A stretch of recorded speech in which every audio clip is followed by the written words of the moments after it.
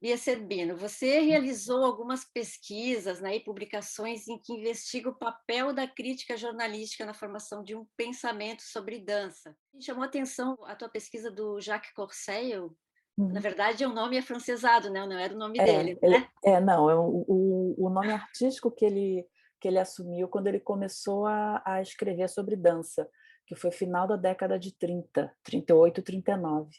Ele Sim. começou a publicar especificamente sobre dança e depois ele assume uma posição de crítico. O Jacques Cousteau foi o primeiro no Brasil a escrever só sobre dança, né. Então ele conhecia aquela estrutura que se apresentava em cena, né, o que a gente hoje chama também de dramaturgia da dança. Ele atuou muito no processo de formação, aqui no Rio de Janeiro, do corpo de baile das primeiras bailarinas, dos primeiros bailarinos aqui do Teatro Municipal do Rio de Janeiro. Ele foi muito importante nesse processo de, apontando, apresentando esses profissionais para o público e para o próprio, para a própria casa, né, de prestem atenção, essa bailarina, ele fez isso várias vezes, com várias, jovens bailarinas que estavam no corpo de baile, que depois saem, vão dançar no Balé da Juventude, que ele foi um dos criadores, né, então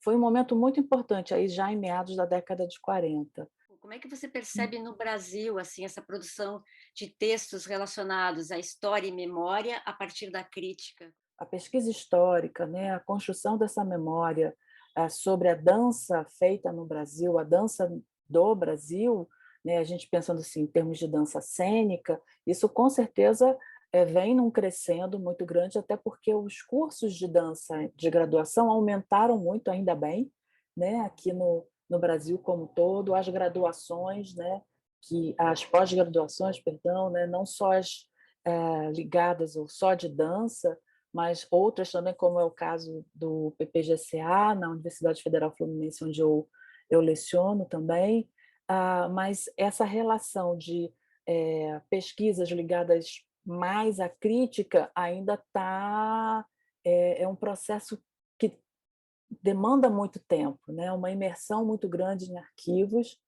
Lucila, em 2020, você traduziu um trecho da biografia da bailarina Loie Fuller no livro A Orquídea, a Nuvem e a Borboleta, e ainda produziu um ensaio sobre a obra dessa artista. O que te motivou a fazer essa tradução e qual a importância disso para os estudos em dança? A Loie Fuller, eu comecei a pesquisar o trabalho dela, no mestrado, quando eu estava fazendo na Universidade de Barcelona. Optei por traduzir um trecho só, que é um trecho que ela sai dos Estados Unidos e é o trecho onde ela está criando a dança serpentina.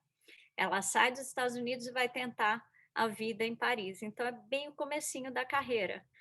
Então aí foi isso, e ficou uma edição super linda da Cultura e Barbárie, que aí a Marina, completou o livro com um pôster, um broche, tem uns brindezinhos aí. Eu queria que você comentasse essa escrita que tem várias camadas, que tem essa coisa informativa, analítica, mas ao mesmo tempo traz o afeto, traz a importância, é assim que eu vejo a tua escrita, né, com várias camadas. Eu tentei trazer isso mesmo, porque, a nossa percepção ela é de acordo com a época, né. Essa instalação La Mer, eu achei fantástica, porque eu vejo como um site specific, né. Hoje em dia nós chamaríamos de uma instalação performática site specific, que ela fez para a escadaria do Grand Palais, assim, já pensar a escadaria como lugar de obra para a época, em 25, né, coisa incrível. Bia, você vivenciou um período ali no final dos anos 90 e a primeira década dos anos 2000 em que havia espaço para a atuação de críticos e críticas de dança em jornais de grande circulação nacional, né? A exemplo de O Globo, o Estado de São Paulo, a Folha de São Paulo. Em Santa Catarina tivemos o caso do jornal A Notícia de Joinville, que contava com críticos, né? Tu foste uma colaboradora do aquele caderno A N Festival. Uhum. Com esse declínio de espaço do jornalismo cultural, isso foi se perdendo. Como esses espaços contribuíram para a formação, fruição e difusão da dança? Quais os ganhos e perdas? Olha, eu acho que a gente tem a perda desse espaço, desses espaços da crítica, né? E aí a gente coloca não só da crítica, como também matérias, né, apresentando as companhias ou os profissionais, bailarinos, bailarinas. Isso foi diminuindo, diluindo e quase que desaparecendo. A gente vê não só a partir agora da década de 90, década e dessas primeiras décadas do ano 2000, mas isso é um processo que vem acontecendo desde 1940, que a gente vê, né? Que vai ter um auge no final de 40, década de 50, e que depois a dança vai perdendo esse espaço. E que, na verdade, é um espaço, e foi um espaço fundamental nesse processo, como você fala, de construção, de formação de um público. Né? Você antes, na pergunta anterior, para mim, citou o Jacques Cousset. E o Jacques Cousset foi um jornalista fundamental para esse papel de percepção de que a dança era uma arte séria, porque imagina, início da década de 40, né, quando final da década de 30, perdão, estoura a Segunda Guerra Mundial, e várias companhias saem do eixo Estados Unidos-Europa e começam a circular América Latina, América do Sul, passam pelo Brasil, e o Jacques Cousset vai ter um papel muito importante naquele momento, segunda metade da década de 40, apresentando várias companhias e falando. Tem uma até que eu tenho texto que eu falo sobre isso, uma bailarina. Ah, meu Deus, quando a gente esquece o nome, né? Se não me engano, acho que é a Nana Gomer, dos balés russos de Monte Carlo, em 42, quando eles passam aqui pela primeira vez. E a matéria que o Jacques Cossai faz é Mãe e Bailarina. E essa matéria,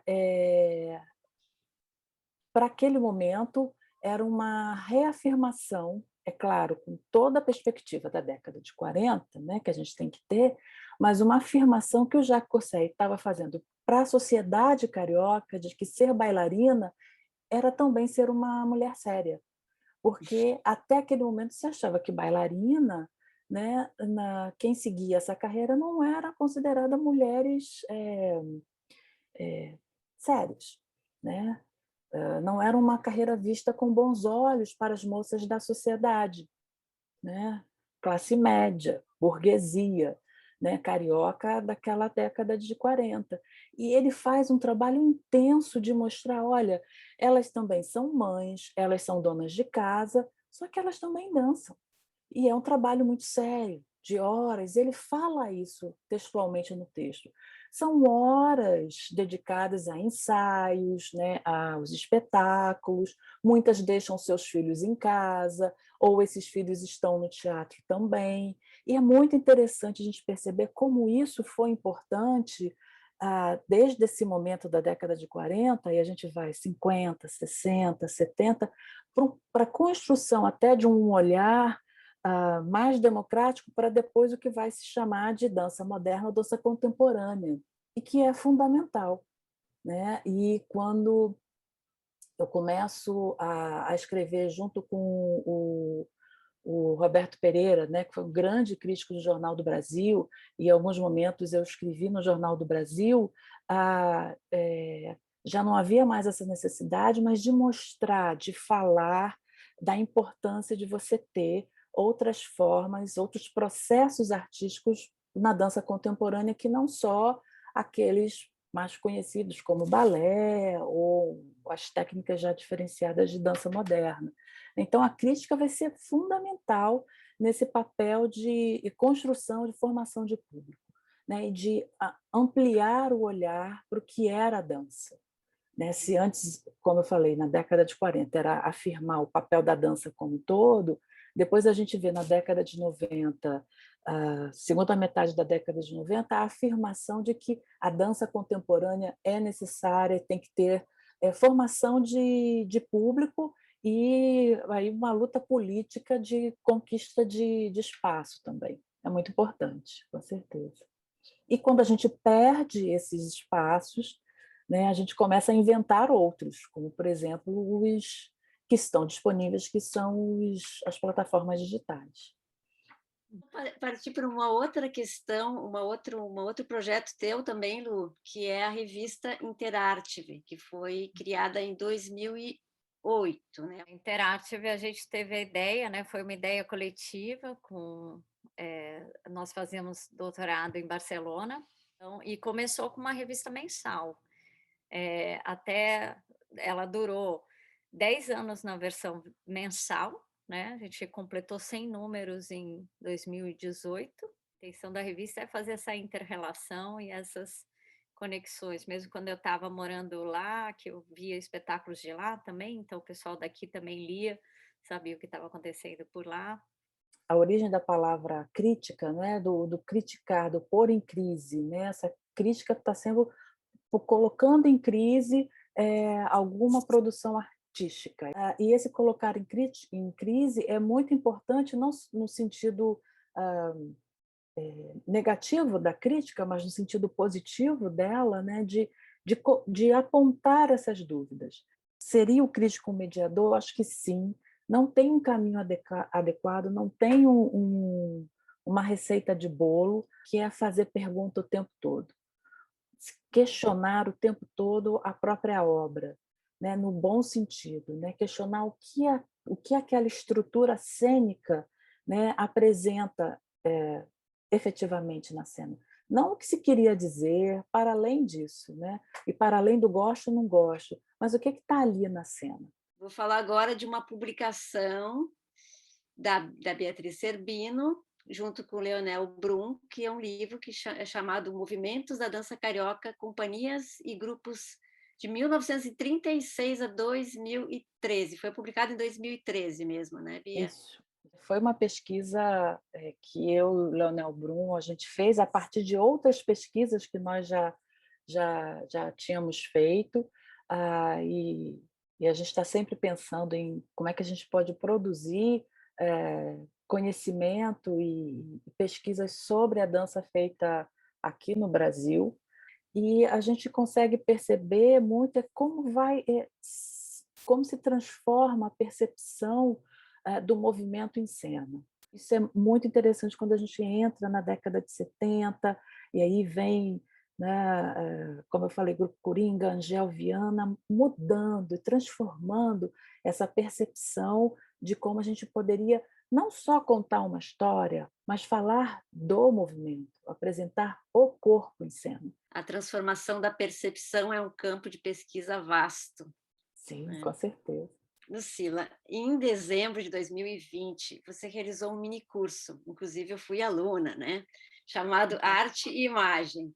No curso, você trabalhou com o ambiente imagético, a conscientização digital e retrato contemporâneo.